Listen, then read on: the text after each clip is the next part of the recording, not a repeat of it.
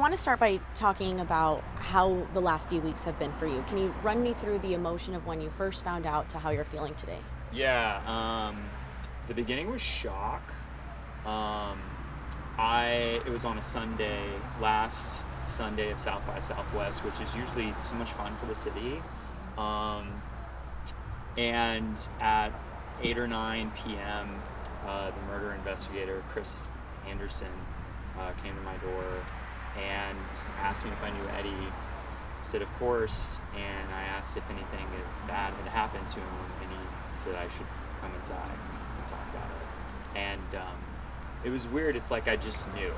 I don't know how, but like from that moment on, I was like, he's not alive.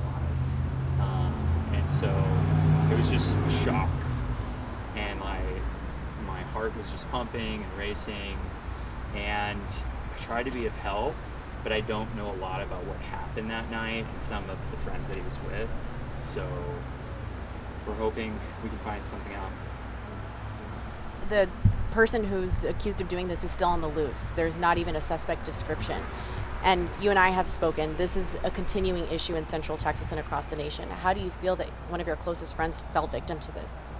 Yeah, the first thing that happens to you when your friend is murdered, which is the most weird, surreal experience, the first thing that happened is I didn't know why. And murder investigators aren't really allowed to tell you a lot of details. So it hurts. It hurts. You want to know what happened, why it happened. Luckily, I got a hold of Lori and the family, and I got a little bit of more information that this may have been road rage.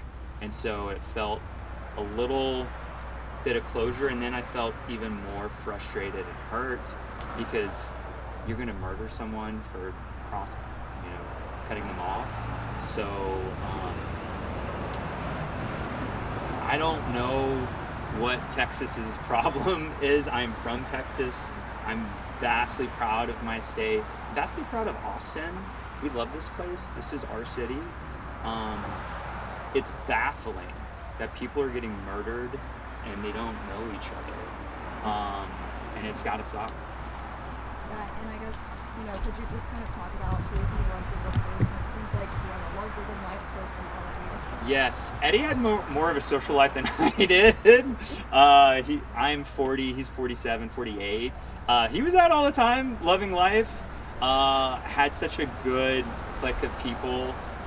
He's originally from Corpus, moved from San Antonio, and found his home, like so many of us. So most of the people from living in Austin aren't from here. There was something that drew us here. Eddie is all of us. And you can't imagine someone falling in love with a city and almost feeling like the city betrayed him. It's heartbreaking and confusing, and I just beg and pray that we maybe do something to prevent or hinder this from happening again to someone else. What do you think could be done, and are you afraid that the suspect may never be caught? Oof. I'm not allowing the ladder of that to be in our even realm of what's happening. I think my purpose is hopefully to drum up some kind of awareness, and hopefully we catch who did it. On the broader scope of what can we do, I messaged our representative Lloyd Doggett, and I feel like maybe even just having cameras on I-35 or having a discussion about what that could look like. Imagine how many people are being murdered on I-35. Will cameras fix that? Maybe, but we need to start talking about it.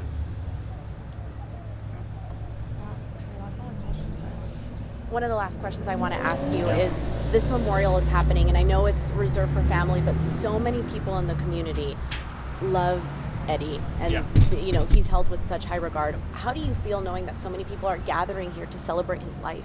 Yeah, not just for family. Super open to everyone that loved Eddie. So it's not like a family exclusive gathering. And the reason for this is I wasn't able to drive to Corpus yesterday, and drive back, and a lot of people in Austin wanted to, honor Eddie, share beautiful Eddie stories because he was so quirky and funny. And so, I mean, it's open to the public and anyone that's friends with him. And I'm looking forward to some of the other Eddie stories that I don't know about and sharing my own. And it hurts and it sucks, but we appreciate y'all taking the time to speak with us, and we are praying that we can find out who murdered our friend, and that's the only thing I can do for this family. I can't take away their pain or anything, but if we can catch who did this, maybe that'll give them some sort of closure. Last question for you. How do you plan to honor his legacy? I was thinking of what type of music to play for Eddie tonight, and I'm a DJ by trade. This is probably the most different type of music playlist gathering I've ever done. It's for my friend. I can remember Eddie singing Chapel Roan's Pink Pony Club. Loved Chapel Roan, would play the whole album. So I'm gonna play Pink Pony Club. I listened to it the other night, like a week ago, and I just broke down and I just cried in my kitchen where Eddie and I used to talk about his work drama or his life. And so we're gonna play Pink Pony Club by Chapel Roan, and then the Austin Gay Men's Chorus has a song that they've been practicing and rehearsing, and 100 men together are gonna sing in unison to honor Eddie. Of course, his family's gonna be here, and then we're gonna share Eddie's stories, and I think that's the plan for events. Anything else that you want to add that we haven't asked? I think, you know, we want to honor Eddie, but we also, someone in the city knows something.